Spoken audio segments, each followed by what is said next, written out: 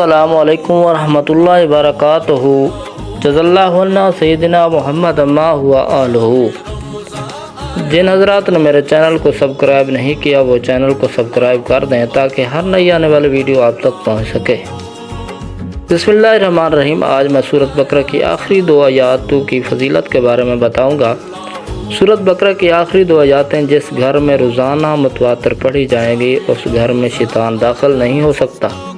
रसूलुल्लाह सल्लल्लाहु अलैहि वसल्लम ने फरमाया, जो इन दो आयातों को रात को सोते वक्त पढ़ेगा तो ये दोनों आयातें उसकी किफ़ालत करती हैं, यानी उस रात शर व फसाद शैतानी ख़तरात से किफ़ायत करती हैं या तहज्जुद की नमाज से किफ़ायत करेंगी। और फरमाया ये दोनों आयातें अर्श इलाही के नीचे ख़जाने से मिलती हैं।